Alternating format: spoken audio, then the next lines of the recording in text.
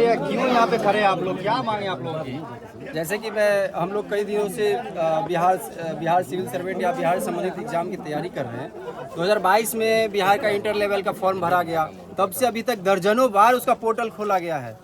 कई अभ्यर्थी अभी लेटेस्ट में 12th किए हैं, वो फॉर्म भर रहे हैं। हम लोग भी कई सालों 2016 से 12th किए हुए फॉर्म भर रहे हैं। उसका ना एग्जाम लिया जा रहा है, ना उचित समय दिया जा रहा है, कब एग्जाम होगा। CGL के लिए बार बार पोर्टल खोला जा रहा है, उसके संबंधित में कोई भी निर्णय नहीं लिया जा रहा है कब एग्जाम होगा। हम लोग कई दिनों से 10 साल से 12th करके बैठे हैं, ग्रेजुएशन करके बैठे हैं, और तैयारी कभी इस बात को लेकर के तैयारी नहीं किया जाता। जब पढ़ने बैठे तो ये माइंड में आता कि एग्जाम होगा या नहीं होगा। एग्जाम होगा तो प्रीलिम्स की तैयारी करे या मेंस की तैयारी करे, इसी सब में फंसे रहते हैं। इस सरकार को निर्णय कर देना चाहिए कि जिस तरह सभी इलेक्शन के लिए एक डेट आता है तो नोटिफिकेशन डेट आ जाता है, पहला चरण, दूसरा चरण, तीसरा चरण, यहाँ तक कि उसके परिणाम का डेट घोषित कर दिया जाता है, लेकिन परीक्षा का कोई महत्व नहीं है। अगर कोई महत्व नहीं है तो इस बौद्ध की धरती, जैन की धरती और इस बिहार के धरती से शिक्षा को हटा देना चाहिए और पूर्व की भांति से छोड़ देना चाहिए।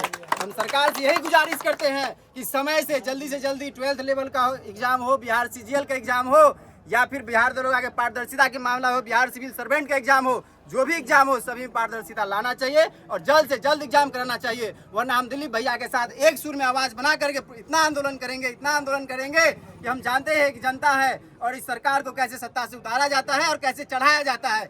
बस इतना ही कहना चाहूंगा और हम सब लोगों से निवेदन कर रहे हैं सरकार से कि जल्द से जल्द इस सभी प्रक्रिया जो मैंने कहा है उससे जल्दी से जल्द सुनवाई करें। BSSC CGL में जो मुद्दा है जी, संविदा वाला, उसके बारे में क्या कहना चाहते हैं? संविदा के लिए मैं यही कहना चाहूंगा, संविदा कौन सी मुद्दा है? संविधान को बिल्कुल हटा जाना। जॉब में ऑलरेडी उसको जॉब मिल रहा है, जॉब में ऑलरेडी उसको नहीं होना चाहिए। अगर हो रहा है तो उनके लिए आप एक प्रमोशन का सिस्टम बनाइए, क्राइटेरिया बनाइए। क्या अन्य एग्जाम में नहीं होता? क्या प्राइवेटाइजेशन में नहीं होता है कि उसके प्रमोशन डिपार्टमेंटल एग्जाम लेना चाहिए? अभी CAPF का एग्जाम हुआ है, उसमें IPS का और CAPF असिस्टेंट कमांडेंट का लड़ाई चल रहा है। उसमें सुप्रीम कोर्ट का भी निर्णय आया है, तो उसमें कैसे IPS के लिए एक अलग से कैटेगरी या फिर असिस्टेंट कमांडेंट के लिए अलग से कैटेगरी बनाया जा रहा है। वैसे ही बिहार सरकार को भी सोचना चाहिए, जो उनके पास ऑलरेडी संविदा पर जॉब में है उन्हें एक अलग दायरा बनाना चाहिए और जो बेरोजगार है उन्हें सबसे पहले नौकरी देना चाहिए। हम लोग के लिए हमारी माँ बहन सब लोग बैठे हैं, यहाँ पर है, मौजूद हैं। उन लोगों के शादी के लिए दिन तय हो रहा है। कई लोगों को वो अपने क्षमता से बहुत कुछ कर सकती थी लेकिन नहीं कर पा रही है कि उनके पास में रोजगार नहीं है। आप कहते हैं कि बेटी आसमान में उड़ेगी, आसमान को छुएगी,